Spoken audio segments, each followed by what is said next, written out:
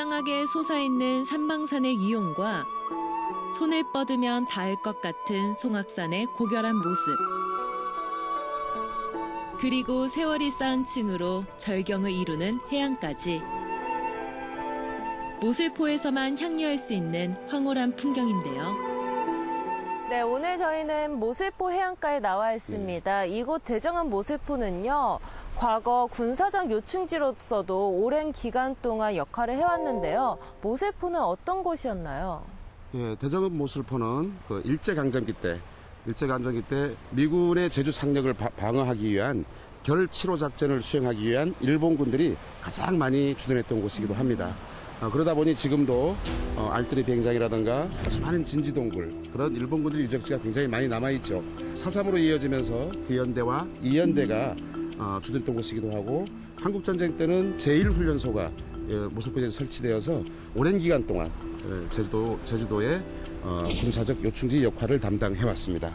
오늘 저희는 어떤 곳들을 둘러보게 될까요? 6.25 한국전쟁이 나자 예비검속 사건이 있었습니다. 이 예비검속 사건으로 200여 명이 희생된 그 서달오름 학살터를 찾아보도록 하죠. 4.3의 광풍이 지나가 모든 비극이 끝난 줄 알았지만 제주에는 또 다른 아픔이 찾아왔습니다. 한국 전쟁 직후 예비 검속에 의한 최대 학살터였던 서달오름.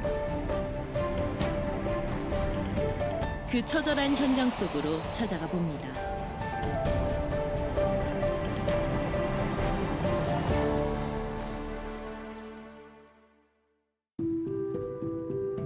송악산 서쪽에 알처럼 솟아있다 하여 서달오름이라고 부르는 이곳.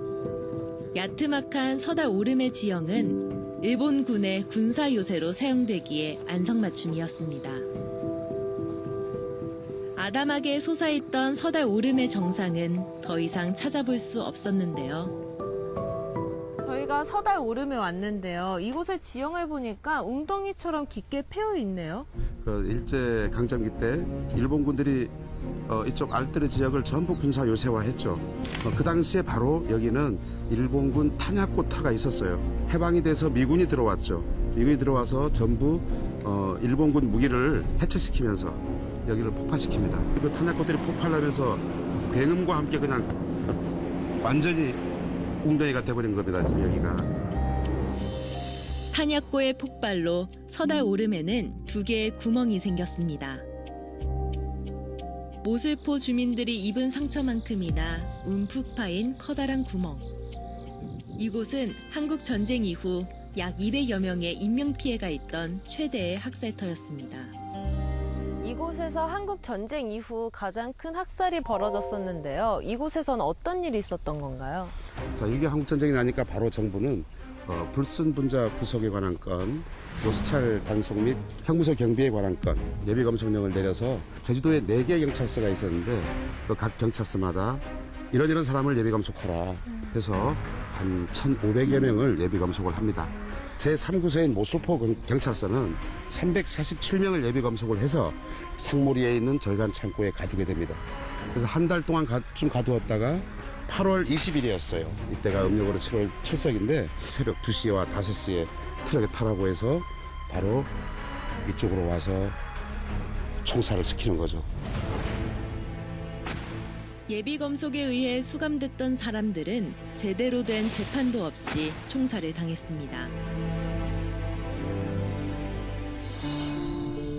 그 모진 4.3의 광풍에서 살아났지만 가족을 잃은 주민들에게는 모두 덧없는 일이 되고 말았습니다.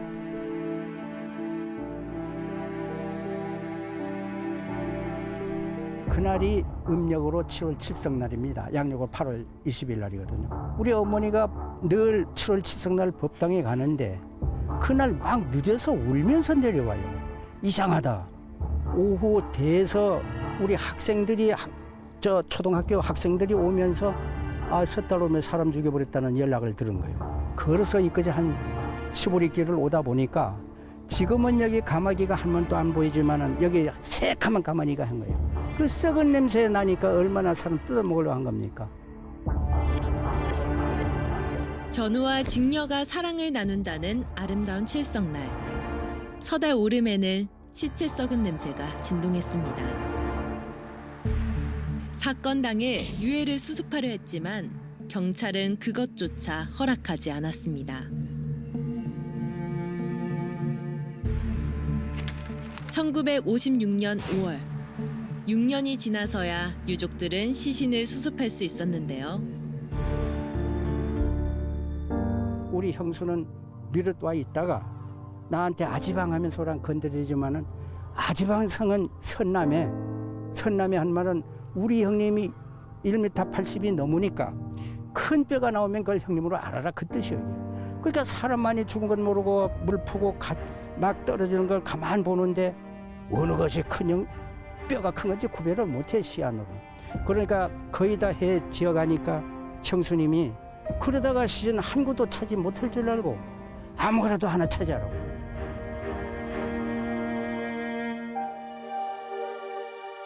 누구의 뼈인진 모르지만 유족들은 그 뼈라도 품에 안고 위안을 삼았습니다.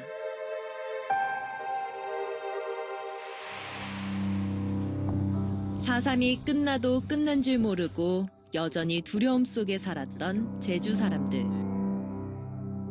희생자들을 기리는 추모비가 세워져 억울한 영혼을 달래고 있었습니다. 그 당시에 192명이 희생되는데 그중에 132명은 대정 지역 주민이었죠. 그 132명의 시신은 백조 일손 지지에 묻혀 있고요. 또 60여 명의 그 한림 지역 희생자들은 만병리 묘역에 묻혀 있습니다. 추모비 앞에 보면 검은 고무신들이 놓여 있고 또 안에 동전이 들어있는데 어떤 의미인가요? 사지로 끌려오던 바로 그날 죽음을 예감한 그 희생자들이 길거리에 자기가 소지하고 있던 옷가지나 고무신들을 길거리에 버리고 옵니다. 그것은 동네 사람들이 아침에 이 길을 따라오면 우리의 죽음을 확인할 것이고 이 억울한 우리들의 죽음을 증언해달라는 그런 뜻이었죠.